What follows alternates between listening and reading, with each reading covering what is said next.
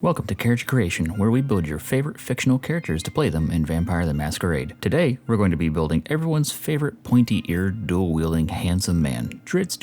He's famous in D&D, and what better way to start this series off than with the sacrilege of using a D&D character and putting them into Vampire the Masquerade. We'll be using V20 and all the official books. I would use the Storyteller's Vault books, which has a ton of amazing products written, including yours truly, but we can't guarantee that your ST will own or permit those books for now. If you really need those books, be sure to blood bond your ST, or try some presence or dominate on them. Give them those subtle hints. Starting off with the goals of this character, we want to focus on dual wielding first. While they read books, we studied the art of the sword. Moving on to elf eyes, we definitely want to give our friends a chance to ask us what our elf eyes can see. And then finally, animal companion, you're an animal lover, so you've got to be able to tell them you love them, and they even understand you and tell you they love you too. Starting off with nature and demeanor, our tall, dark, and handsome elf is naturally a survivor, and he will, well, survive. Hopefully. Though, I guess as a vampire, he didn't, but that's beside the point. Of course, this means his nature is going to be just that, survivor. We'll go with lone wolf for demeanor, since that's what every kid who ever played a Drizzt clone tried to roleplay as. Don't deny it, you did it, I did it, we've all sinned. Moving on to clan, we're going to take the folks who aren't loved by anyone. That's right, Tremere. Just joking, it's actually Ventru. Just joking again, it's actually Kato. The reason that we're picking this is because we need the flexibility behind discipline choices. You'll see when we get to it. Sometimes it's just that simple. Moving on to generation, we're taking the standard 12th. We don't need elder powers to do what we can do, but that isn't an insult, so please sheath the scimitars. Starting with our attributes, our slicey, broody boy is in top physical condition, so naturally we're making our physicals our primary choice. Strength is going to be 3 points total. Drizzt is strong, but he's not challenging Wolfgar or Brunor to arm wrestling. Now, he loves his scimitar, so naturally dexterity is going to go with 4 points total, so you can be sure to always get your point across. Stamina will be 3 points total to ensure we're going to be tougher than the competition, even if they're our dad and they're undead. For our secondary choice, we're going to be taking mental. We're pretty sharp with our wits, just not as sharp as our swords. For this, we'll be putting 2 points into perception, so you can be sure your group is going to ask you what your elf eyes can see. We really love this joke. Intelligence gets 1 point, so we're pretty average in this aspect of the smarts department,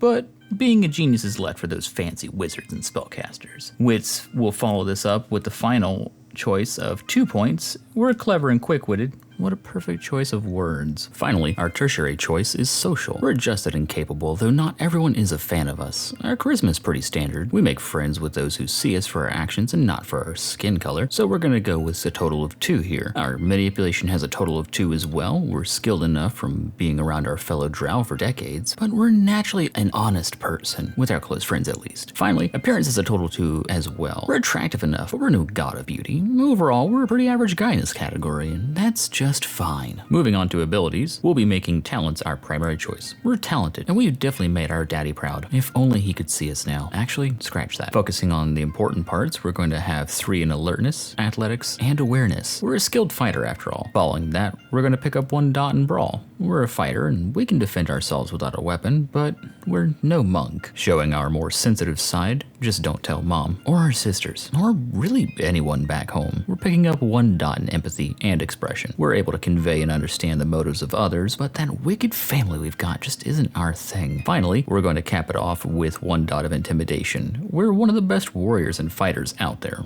We're definitely able to flex without drawing our weapons. We're going to make our skills our secondary choice for abilities. We'll pick up 2 dots in animal kin. We've got a sweet kitty we'd love for you to meet, and she's perfect. And no, I'm not sorry for that joke. And obviously we're taking 3 dots in melee because we're unmatched with our swords. We don't need to ask which end we poke things with. We'll also snag 2 dots in stealth because we're a sneaky sneak in the streets, and in the woods, and in the caves. Honestly, just about anywhere we need to. Lastly, we're grabbing 2 dots in survival. We may not know the bare necessities song, but we know that we need to survive in cave networks, or out in the tundra, or really anywhere. On the last part of abilities, we're going to take knowledges. It's for nerds and wizards normally, but we know a few things too. We'll take 1 dot in academics. We did attend Tierbrich, and while we were the top dog in Melee Magdar, we didn't do half bad in Sorcerer either. But please don't pull up our transcripts from Iraq Tenelith. We'll grab 2 dots in Investigation. We know when we're being pulled a fast one pretty often, but we're not the greatest detective around either. After all, we do have more hair than Jarlaxle. Taking 1 dot in Occult is just fine. We know spoopy stuff happens, and sometimes it's directed at us. Actually, it's frequently directed at us. Wrapping it all up, we'll take a single dot in Politics. We understand it as it was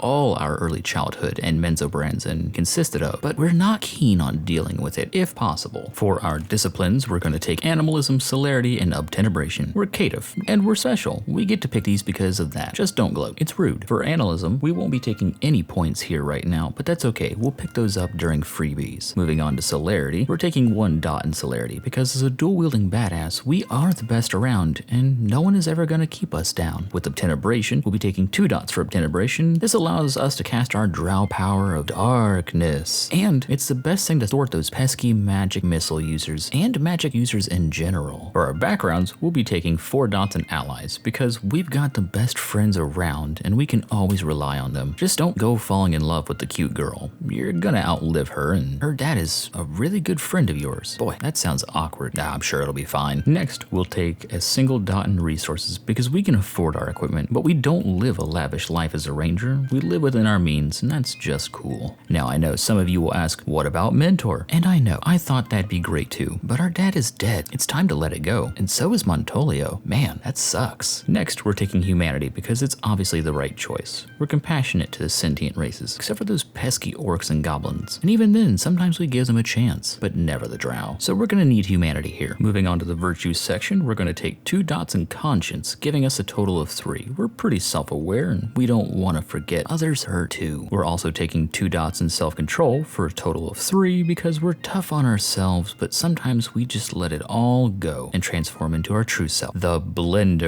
Hunter. Courage gets 3 dots for 4 total points because we have no fear of jumping into an actual army of orcs and trying to chop them all up. For Willpower, we get 4 points of Willpower from our Courage investment earlier. Your Willpower is higher than 48% of the world, and it shows. You've told sentient magic items to shove off. Remember kids, just say no to magical items trying to grant you untold power, unless it's something I gave you. Then it's definitely balanced and fair. Moving on to our freebie section, starting off with merits, we're going to drop 14 points into Animalism because we've got a trusty panther and she needs to know what we want her to do. And so we'll take 2 dots because we need to talk to her, but we also need to be able to call her when needed. Plus, she's definitely going to tell you Wakanda forever, and you'll never get tired of hearing that. After that, we'll grab acute senses, sight, and hearing for 1 point each. Those pointy ears do more than frame our beautiful face, and we're really just hoping someone will ask us what those elf eyes see. We'll take ambidextrous because we're equally skilled in both hands with our scimitars, and that shows. We're going to be spending our remaining 4 freebies on abilities with 2 dots in melee because we're definitely the best and we're gonna prove it, believe it. Finally, with our last freebie, we're going to be buying a single dot of willpower to better show those pesky magic items that we're no pushover, unlike our halfling friend. Next, for flaws, we're going to grab bad sight for a 1 point flaw, but we're going to treat it as though it's under bright light. If your ST doesn't like this, it's fine. It's not a big deal. This is for flavor, and we like flavor, and we're not character police. Enemy with 5 points is a perfect flaw for us because every single drow in Menzoberranzan is after us, and we still don't care. Finally, we're going to take a flavored version of Rep, a 1 point merit, and turn it into a 1 point flaw, and call it Rep Purple Eyes. Our eyes stand out, and that should be a noted thing. It's not normal, and it nearly got us killed once, though I guess we don't talk about that much since we don't know about it, and I'm guessing our parents never told us. Finally, we're ready to go over the viability of this build. Starting with the pros, we're amazing in melee. Our skills are unmatched. We're also a bit of a junior detective. Our senses are pretty sharp, and we'll notice a lot that goes on around us. We're also known for being an animal lover. We're great with our panther, but also other animals are pretty fond of us too, usually. And as a hunter, it's not much, but we're pretty good at it. Moving on to cons, we are a bit of a 2.5 trick pony here. We're great at slicing and blending, but we're pretty poor at almost everything else. We lack any real usage of firearms or ranged attacks, and our willpower, though it is a 5, is still not crazy impressive, and our social skills are pretty subpar. We're not loved due to our high enemy flaw, which could pose a problem for future party members.